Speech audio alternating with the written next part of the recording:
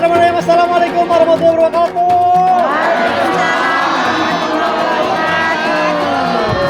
Jamaah.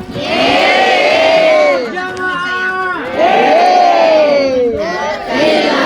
Alhamdulillah, Masya Allah, tabarakallah. Islam itu indah. Sekarang lagi ada di mana Ustadz Maulana? Ini kita berada di kebun kurma, Masya Allah, tepatnya di kota Madinah. Nah, buat jamaah yang ada di rumah yang baru bergabung nih, Masya Allah, dalam episode kali ini kita sedang membahas tema yang luar biasa. Temanya adalah ikhlas dalam cobaan. Susah banget ya Allah, karena memang kan seperti Rasulullah ketika berangkat ke Madinah juga kan cobaannya banyak, Ustaz. Cobaannya banyak karena terusir. Betul. Bukan sebenarnya gini. Sangat perih rasanya Rasulullah ketika akan meninggalkan kota Mekah, karena kota Mekah adalah tanah kelahiran beliau.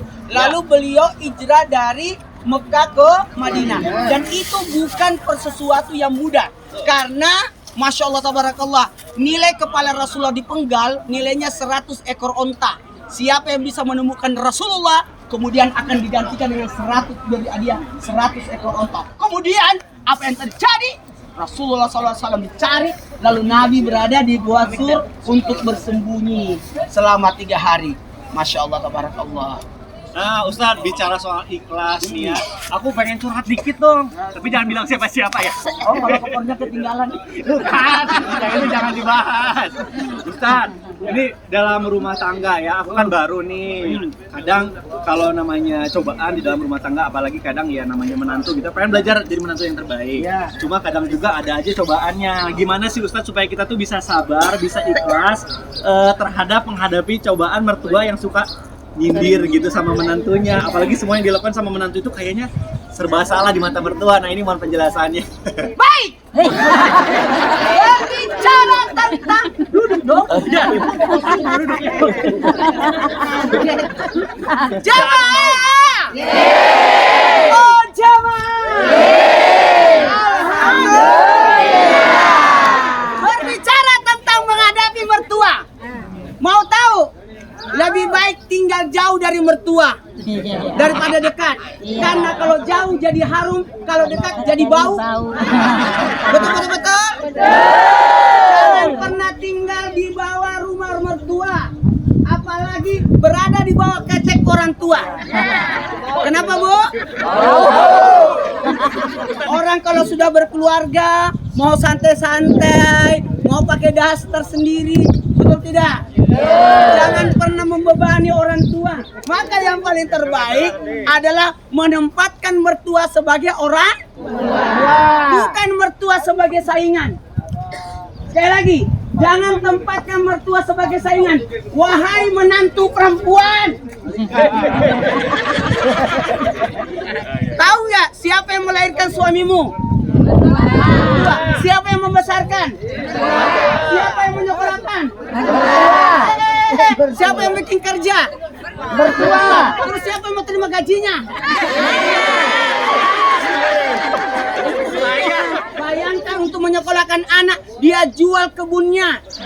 Makanya harus tahu. Maka laki-laki itu menanggung 4 perempuan. Jangan bukan 4 istri, tapi 4 perempuan. 1 ibunya. Peluk ibu. Tuh. Ibu membawa 2 anak. 1 anak laki-laki menanggung ibunya sebagai bakti. Oke? 2 menanggung istri sebagai nafkah.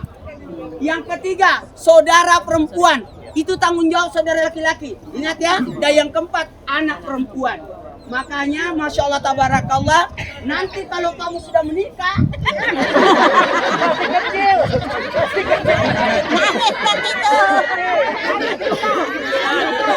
Jangan lupakan orang tua. Ridallah fi ridal walidain, sutullah sutul walidain. Dan ingat, ketika kita sudah menikah, kita harus berbakti kepada 3 orang tua. 1, yang melahirkan diri kita. 2, orang yang melahirkan pasangan hidup kita. Dan yang ketiga, yang melahirkan ilmu kita.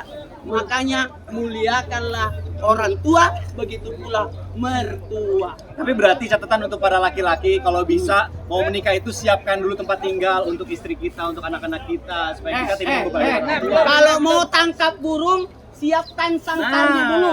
Ya, betul. Kalau tangkap burung tanpa sangkar, bisa hilang itu burung. Baik, jamaah. Oh, jamaah. Alhamdulillah. Masya Allah, Ustadz, ini karena banyak banget yang pengen bertanya, berarti sekarang kita saatnya masuk ke segmen Tanya Dong Ustadz. Kami semua tanya dong Ustadz. Tepuk tangan dulu. Baik, kalau gitu langsung aja yang mau bertanya, angkat tangan sekali lagi, saya mau pilih dulu. Angkat tangan siapa? Nah, kita kasih kesempatan yang ini dulu deh. Yang kepala ya udah nggak apa-apa. Bapak dan Nafal. Silakan Ibu ke tengah, Ibu. Perkenalan dulu siapa namanya, Bu? Bu Linda dari Baik, Ibu boleh langsung pertanyaan sama Ustaz. Ustadz, gimana caranya kalau bertanya?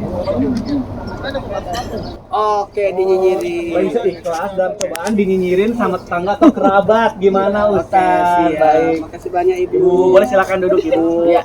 Bismillahirrahmanirrahim kepada semuanya. Kalau ada yang nyinyirin kita, mohon maaf. Tidak ada manusia yang tidak artinya sempurna dari iri hati orang. Betul tidak? Betul. Jelas kalau ada yang nyinyirin itu berarti baik, berarti ada kebaikan kita.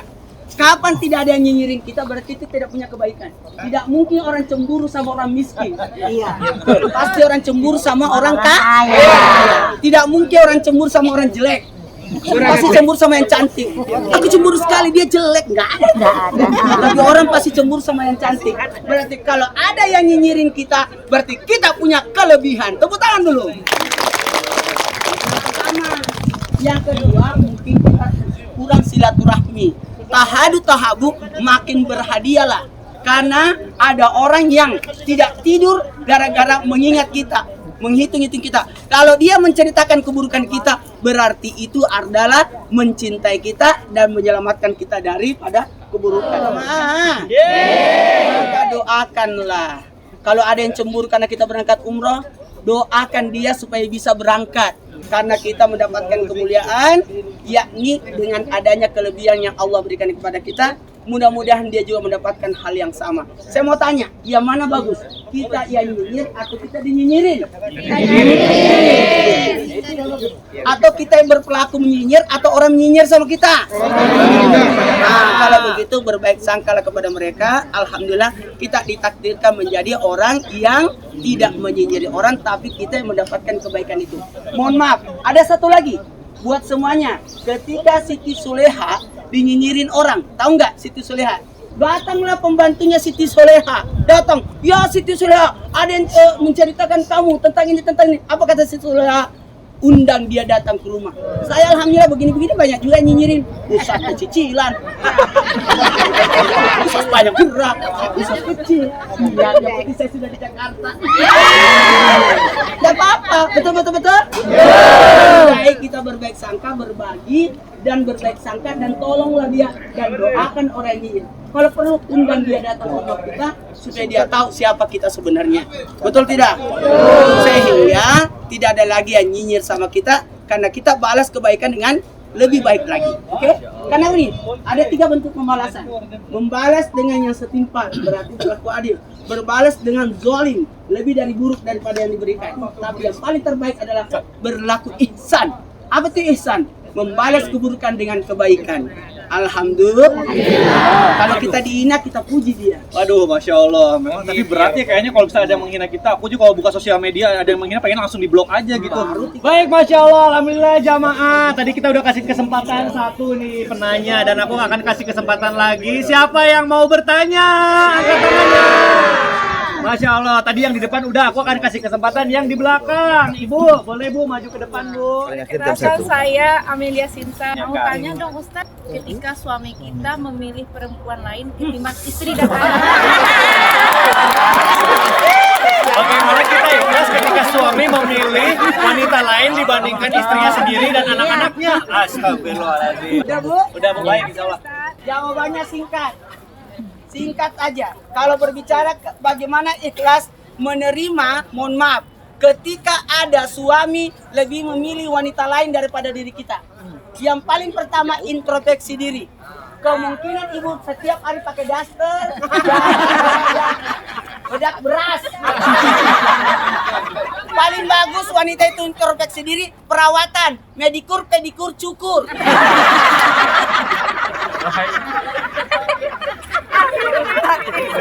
Pedikur, cukur. Perawatan. Sekarang sudah banyak skincare. Skincare. Apa? Skincare. Itu mulut siapa? Jadi Skincare. introspeksi diri. Bagaimana? Tapi kalau mohon maaf ya, mohon maaf, laki-laki itu akan kembali ke wanita pertama. Yakin? Karena istri pertama susah dilupakan jasa-jasanya. Jangan pernah menyalahkan. Kemudian yang kedua, dekatlah sama pemilik. Siapa pemilik suami? Allah. Maka raihlah Allah. Mintalah kepada Allah, jangan minta kepada laki-laki itu. Betul tidak? Maka kita dekat kepada pemiliknya. Sama Siti Soleha, kata Siti Soleha, ketika aku mengajar Yusuf, Yusuf berlari. Tapi ketika aku mendekati Tuhannya Yusuf, Yusufnya yang datang. Jadi ending cerita dari pasal Siti Soleha dan Nabi Yusuf sebenarnya endingnya bagus. Karena Siti Soleha berubah jadi awet muda. Karena saya awet muda, Bu. Tahun depan saya sudah 50. Kelakuan masih 5 tahun. Dan berikutnya, mohon maaf, jangan pernah membenci suami. Kepada semua istri dimanapun berada, suami tidak boleh dibenci. Apanya yang dibenci? Kelakuannya. Iya, perangainya, kelakuannya. Tapi suaminya, bagaimanapun marahnya ibu sama suami tetap nyetrika. Tetap masak. Betul tidak? Dalam hal ini istri yang baik tidak pernah membenci suami. Tapi yang dibenci apanya? Kelakuannya. Tidak boleh membenci suami di hadapan anak ya. Waduh, Masya Allah. Kena terus. Jadi intinya, tapi suami juga ya harus, kalau misalnya nyuruh istrinya skincarean, berarti kan harus kasih modal juga, karena skincarean tuh nggak murah loh Ustadz. Bener nggak Bu? Benar. Menang suami.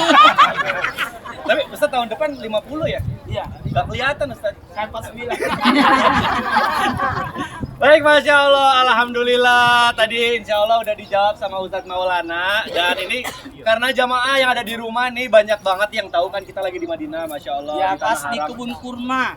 Di kebun kurma. Dan saya mau nyampaikan kepada jamaah, berbelanjalah di Madinah. Karena Madinah pernah membantu Nabi. Penduduk Madinah pernah membantu Nabi ketika Nabi hijrah. Maka paling bagus belanjalah di Madinah. Masya Allah. Nah, Ustadz, ini yang ada di rumah pengen seperti biasa karena tahu kan Ustadz lagi di sini di Tanah Haram, di tanah yang suci, pengen didoain. Jadi kita langsung aja masuk ke segmen titip doa Ustadz. Amin ya.